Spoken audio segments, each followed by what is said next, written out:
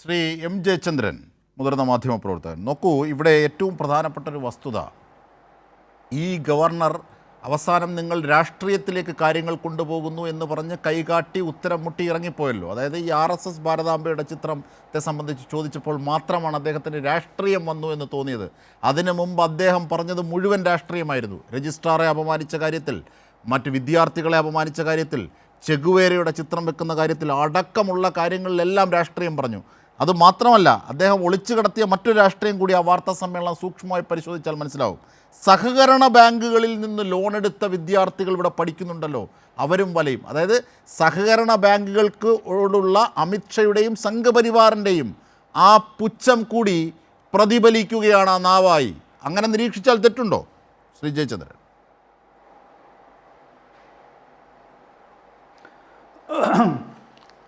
അങ്ങനെ നിരീക്ഷിച്ചാൽ തെറ്റുണ്ടോ എന്നല്ല ജിംഷാദെ. ഈ സർവകലാശാലകളെ രാഷ്ട്രീയമായി നിയന്ത്രിക്കാൻ ഒരു ഗവർണർ തീരുമാനിക്കുകയും ആ തീരുമാനം നടപ്പിലാക്കാനായി വൈസ് ചാൻസലർമാരെ വടിയും കൊടുത്ത് യൂണിവേഴ്സിറ്റികളിലേക്ക് ഇറക്കി വിടുകയും ചെയ്യുന്ന വളരെ പ്രകടമായ ജനാധിപത്യ വിരുദ്ധമായ നടപടികളാണല്ലോ കേരളം കണ്ടുകൊണ്ടിരിക്കുന്ന സർവകലാശാലകളിൽ. അപ്പോൾ ആ കാഴ്ചയെ സംബന്ധിച്ചാണ് ഈ ചർച്ചയിൽ പങ്കെടുക്കുന്ന BJP പ്രതിനിധിയായിട്ടുള്ള ശ്രീമതി വിനിത ഹരിഹരൻ പറയുന്നത്, ചെറിയൊരു നിസ്സാരമായ കേസല്ലേ, അതിങ്ങനെ ഈ തരത്തിലേക്ക് പർവ്വതീകരിച്ചാൽ കേരളത്തിൻ്റെ പ്രധാനപ്പെട്ട വിഷയങ്ങൾ ചർച്ച ചെയ്യപ്പെടാതെ പോവുകയല്ലേ എന്ന്. എനിക്ക് പാനലിസ്റ്റിനോടുള്ള എല്ലാ ബഹുമാനവും നിലനിർത്തിക്കൊണ്ട് തന്നെ പറയട്ടെ, എങ്ങനെയാണ് ഒരു വസ്തുതയെ വളച്ചൊടിക്കാൻ കഴിയുന്നതെന്നുള്ളത് അവർ തന്നെയാണ് ആലോചിക്കേണ്ടത്.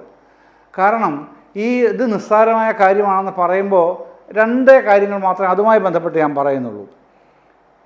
ഈ ഭാരതാംബയുടെ ചിത്രത്തിനെക്കുറിച്ച് അവർ പറഞ്ഞു, സമ്പത്ത് പറഞ്ഞു, ആജിം ഷാ സൂചിപ്പിക്കുകയും ചെയ്തല്ലോ.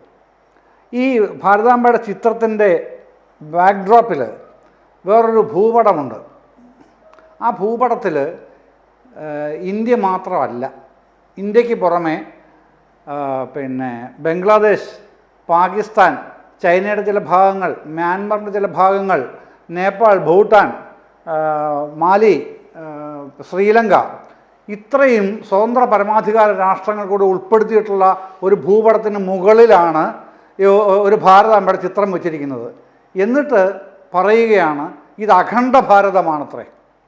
അപ്പോൾ അഖണ്ഡ ഭാരതമാണ് ഇതെന്ന് പറയുന്നവർ ഒരു കാര്യം ആലോചിക്കണം. എന്താണെന്നറിയാമോ? ചൈന, ബംഗ്ലാദേശ്, നേപ്പാൾ, ഭൂട്ടാൻ, മ്യാൻമർ എന്നീ രാജ്യങ്ങൾ അന്താരാഷ്ട്ര അതിർത്തികളാണ്. ആർക്ക്? ഇന്ത്യക്ക്. അത് ഇൻ്റർനാഷണൽ ബോർഡേഴ്സാണ്.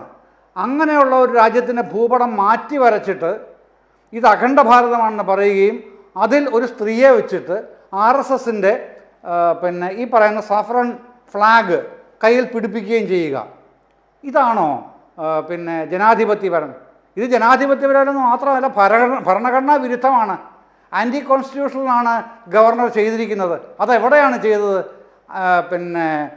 ലോക പരിസ്ഥിതി ദിനത്തിൽ ജൂൺ 5-ന് രാജ്ഭവനിൽ, ജൂൺ 15-ന് സ്കൗട്ട്സ് ആൻഡ് ഗൈഡ്സിൻ്റെ സ്റ്റേറ്റ് അവാർഡ് ദാന ചടങ്ങിൽ അതേ രാജ്ഭവനിൽ, അത് കഴിഞ്ഞിട്ട് യൂണിവേഴ്സിറ്റിയിൽ. ഇതാണ് പ്രശ്നം. ഇത്തരം ജനാധിപത്യ വിരുദ്ധത, ഭരണഘടനാ വിരുദ്ധത, താങ്കൾ തന്നെ പറഞ്ഞല്ലോ, സ്റ്റേറ്റിൻ്റെ തലവനാണ്, അത് അവരല്ല പറഞ്ഞത്, മോഹൻ കുന്നുമലാണ് പറഞ്ഞത്, VC ആണ് പറഞ്ഞത്, സ്റ്റേറ്റിൻ്റെ ഭരണഘടനാ തലവനാണ് ഗവർണർന്ന്. ആ ഭരണഘടനാ തലവൻ കാണിച്ച അൺകോൺസ്റ്റിറ്റ്യൂഷണൽ, ആൻറ്റി കോൺസ്റ്റിറ്റ്യൂഷണൽ ആയിട്ടുള്ള ഈ ഭൂപടം, ഈ മാപ്പ്, ഈ ജിയോഗ്രഫിക്കൽ മാപ്പിന് പകരം ഒരു പൊളിറ്റിക്കൽ മാപ്പാണ്.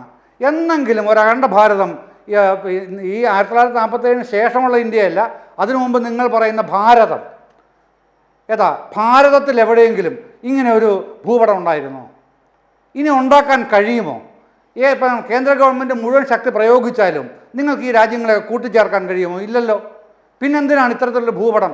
അതൊരു പൊളിറ്റിക്കൽ ഈ പെർവ്യൂവിൽ നിങ്ങൾ കൊണ്ടുവരുന്നതാണ്. അജണ്ട പൊളിറ്റിക്കലാണ്. ആ പൊളിറ്റിക്കൽ അജണ്ട നടപ്പിലാക്കാനായിട്ട് ഭരണഘടനാ തലവനായിട്ടുള്ള ഗവർണറെ നിങ്ങൾ പൊളിറ്റിക്കലി യൂസ് ചെയ്യുകയാണ്. അതാണ് പ്രശ്നം. അപ്പോൾ SFIയുടെ അടിസ്ഥാന മുദ്രാവാക്യം തന്നെ പഠിക്കുക, പോരാടുക എന്നാണ്. പഠിക്കുകയും പോരാടുകയും ചെയ്യും SFI. അതാണ് കാണുന്നത്. പഠിക്കാൻ ഗുണ്ടകളാണെന്ന് പറയുന്ന ഗവർണർ അതിനെ ആരൊക്കെ എൻഡോസ് ചെയ്യുന്നോ അവർക്കൊക്കെ ആ നിലവാരമേ ഉള്ളൂ. അവരുടെ സ്റ്റാൻഡേർഡ് അതാണ്. അവരുടെ കൾച്ചറൽ ലെവൽ അത്രയേ ഉള്ളൂ. അത്രേ അറ്റൈൻമെൻറ്റേ അവർക്കുള്ളൂ അത് സംബന്ധിച്ച്. അതല്ലാതെ മറ്റൊന്നും പറയാനില്ല.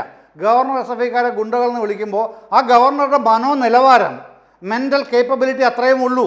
ആ നിലവാരത്തിൽ നിന്ന് അദ്ദേഹം മുമ്പോട്ട് പോയിട്ടില്ല എന്ന് തന്നെയാണ് അത് സ്പഷ്ടീകരിക്കുന്നത്. അതൊന്നും എനിക്ക് യാതൊരു തർക്കവുമില്ല. പിന്നെ ഇതെന്താണ് ഇന്നിപ്പോൾ അദ്ദേഹം എന്താണ് പറഞ്ഞത്? പിന്നെ ഐ എം നോട്ട് റെഡി. ഏതാ പത്രസമ്മേളനത്തിന് അവസാനത്തെ വാചകം പറഞ്ഞ് വാതിൽ തുറന്ന് പുറത്തേക്ക് ഇറങ്ങുമ്പോഴാണ് നിങ്ങൾ രാഷ്ട്രീയത്തിലേക്ക് വഴുതി വീഴുന്നു. ആര്? മാധ്യമപ്രവർത്തകർ രാഷ്ട്രീയത്തിലേക്ക് വഴുതി വീഴുന്നു. ഐ ആം നോട്ട് റെഡി എന്ന് പറഞ്ഞ് ഡോർ തുറന്ന് പുറത്തേക്ക് പോകുന്ന VC ആണ് നമ്മൾ കാണുന്നത്. അപ്പോൾ ഐ ആം നോട്ട് റെഡി എന്ന് പറയുന്ന അദ്ദേഹത്തിനോട് തിരിച്ച് ചോദിക്കണം.